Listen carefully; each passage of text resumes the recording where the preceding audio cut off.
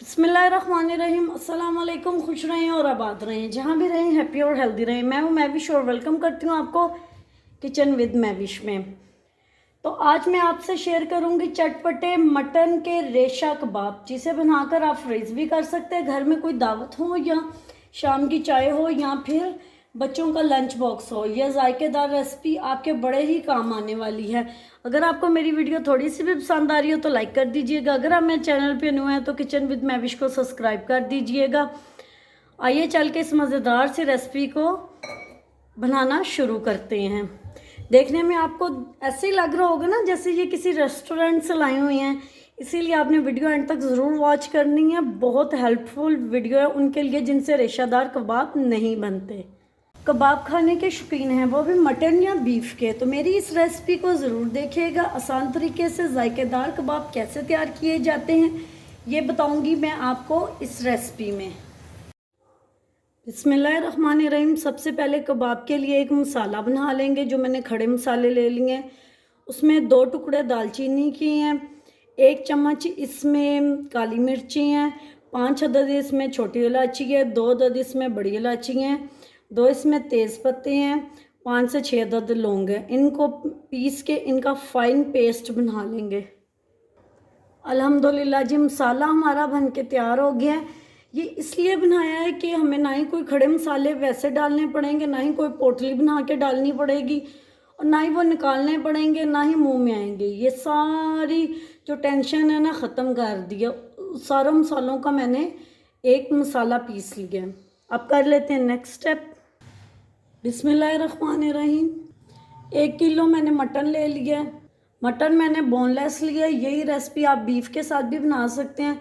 और इसमें डालेंगे 250 ग्राम दाल, जो मैंने 1 घंटा पहले भिगो के रख ली थी।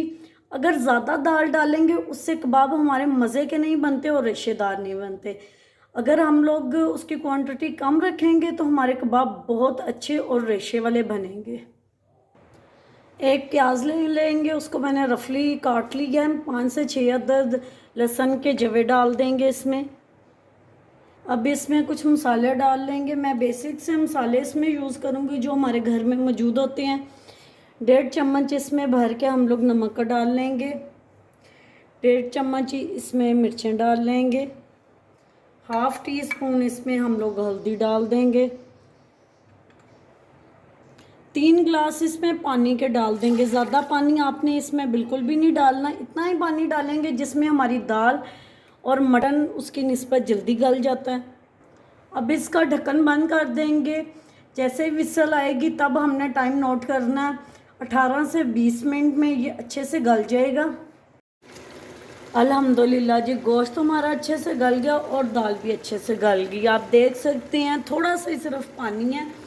चूल्हा मैंने अभी बंद नहीं किया। ऐसा एक मदना ले लिया, ये तकरीबन हर घर में मौजूद होता है। ये हम चलाते रहेंगे, चूल्हा भी चलेगा, चूल्हा बंद नहीं करना, और इससे हम लोग घोटते रहेंगे।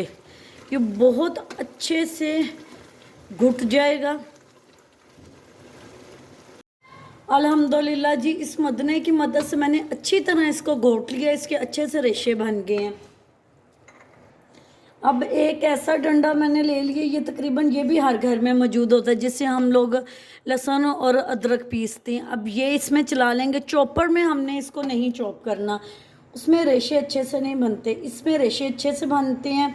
अगर आपको इसमें मुश्किल लगे तो आप किसी बर्तन में भी डाल के इसके अच्छे से रेशे बना लें। अल्हम्दुलिल्लाह जी, इसके मैंने अच्छे से रेशे बना लिए। आपने चॉपर में इसको बिल्कुल भी चॉप नहीं करना, वरना इसके रेशे नहीं अच्छे बनेंगे।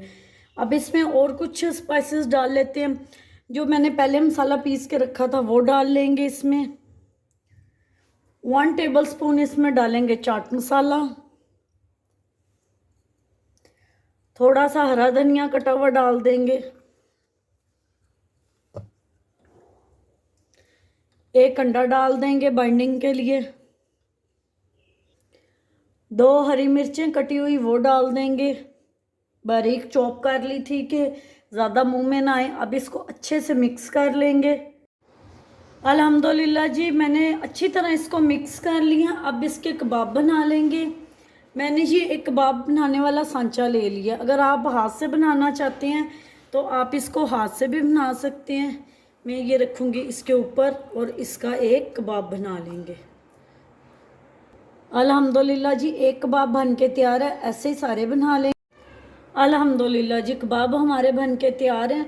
अगर आपने इनको स्टोर करना है तो फिर आप प्याज ना डालिएगा। अगर आपने इनको स्टोर नहीं करना तो आप प्याज भी डाल सकते हैं चॉप करके। 1 से 1.5 महीना आप इसको इजीली फ्रीज़र में स्टोर कर सकते हैं। अब एक पैन ले लिया, उसमें हम लोग अपने कबाब फ्राई कर लेते हैं। 1/2 कप इसमें कुकिंग ऑयल डालेंगे, कबाब डाल देंगे।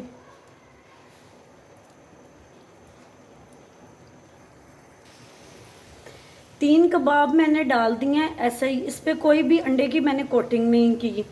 इससे कबाब बहुत क्रिस्पी बनते हैं, लेकिन मेरे घर में अंडे वाले कबाब खाए जाते हैं। कुछ मैं जो कबाब हैं वो अंडे की कोटिंग के साथ फ्राई करूँगी। जितनी हमारी पैन में जगह थी उस हिसाब से मैंने कबाब डाल दिए हैं। 3 कबाब मैंने बग़ैर अंडे की कोटिंग के डाले और 3 मैंने अंडे की कोटिंग के साथ डाल दिए हैं। अल्हम्दुलिल्लाह जी, कबाब हमारे एक साइड से अच्छे से फ्राई हो गए थे। इनकी मैंने साइड चेंज कर दिया। वैसे तो जी जो मैंने अंडे के बगैर ऑयल में डाले हैं वो बहुत प्यारे लग रहे हैं, उनका कलर ही बहुत प्यारा आया। अंडे वाले इनका भी कलर अच्छा आया, लेकिन वो अंडे के बगैर है, वो क्रिस्पी बनेंगे और बहुत ही मज़े के बनेंगे। ऐसे सारे कबाब हम लोग फ्राई करके निकाल लेंगे। अल्हम्दुलिल्लाह जी, हमारे कबाब बन के तैयार है। उम्मीद करती हूँ आपको मेरी आज की रेसिपी पसंद आई होगी। पसंद आई हो तो लाइक शेयर कमेंट ज़रूर कीजिएगा। Thanks for watching. मिलते हैं नेक्स्ट वीडियो के साथ, तब तक के लिए अल्लाह हाफिज़।